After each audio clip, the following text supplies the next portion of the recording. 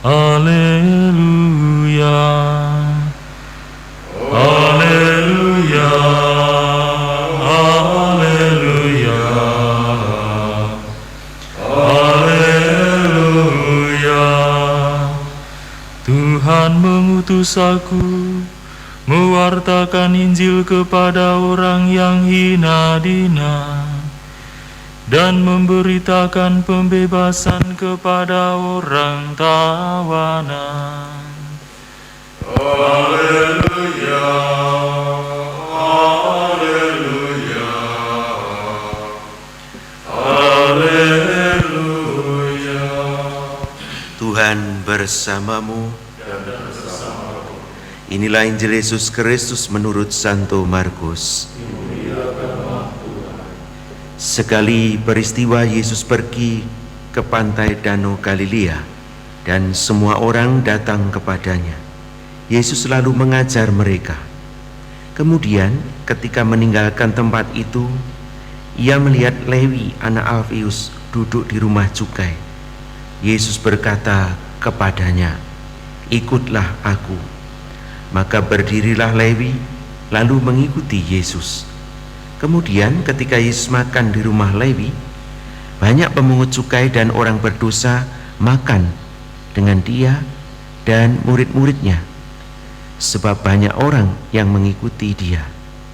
Waktu ahli-ahli Taurat dari golongan Farisi melihat bahwa Yesus makan bersama dengan pemungut cukai dan orang berdosa, berkatalah mereka kepada murid-muridnya, "Mengapa gurumu makan bersama dengan pemungut cukai dan orang berdosa?"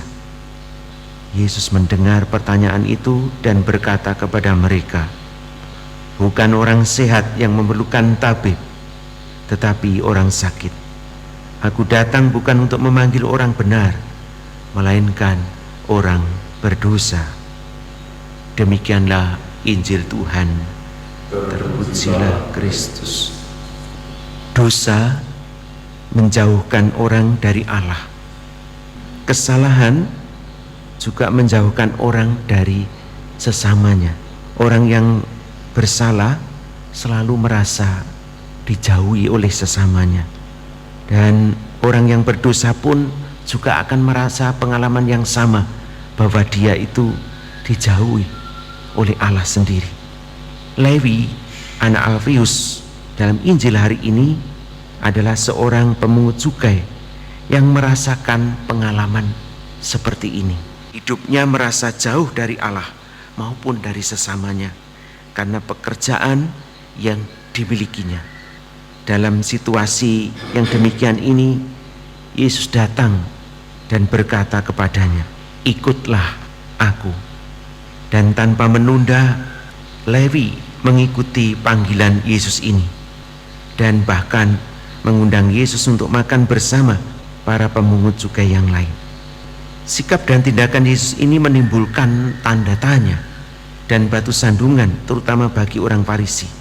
Tapi justru pada saat itu Tuhan Yesus menegaskan apa yang menjadi misi hidupnya, bahwa dia bukan datang untuk memanggil orang benar, melainkan orang berdosa. Bukan orang yang kuat, tetapi memanggil orang yang tidak berdaya.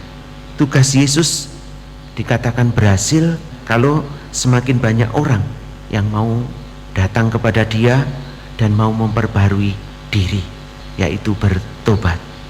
Saudara-saudariku yang terkasih, dari kisah Injil hari ini, kita yang mau mengikuti Yesus harus siap menerima dan hidup bersama dengan orang-orang yang kita anggap lemah, kecil, dan tidak berdaya, dan mungkin tidak memiliki nama baik atau karakter yang kurang baik. Komunitas Yesus bukan hanya terdiri dari orang-orang yang suci, melainkan orang-orang yang mau menyucikan diri. Demikian juga komunitas gerejani sebagai perpanjangan komunitas Yesus sendiri juga bukan hanya terdiri dari orang-orang yang sudah baik, tetapi terdiri dari orang-orang yang sedang mengusahakan hidupnya baik. Inilah panggilan kita, jati diri kita sebagai murid Yesus. Dan sebagai murid Yesus kita harus banyak belajar dari Bunda Maria sebagai ibu Yesus, tentu dia tahu apa yang dia kehendaki. Maka dialah murid pertama dan utama dari Yesus. Dia mengikuti mulai Yesus lahir sampai Yesus wafat. Dia terus dengan setia mengikuti Yesus. Dialah contoh dan teladan yang baik. Maka Ordo Karmel menegaskan nama resminya Saudara-saudara Santa Perawan Maria dari Gunung Karmel, karena para Karmelit ingin belajar banyak dari Bunda Maria bagaimana menjadi murid Yesus yang sesungguhnya.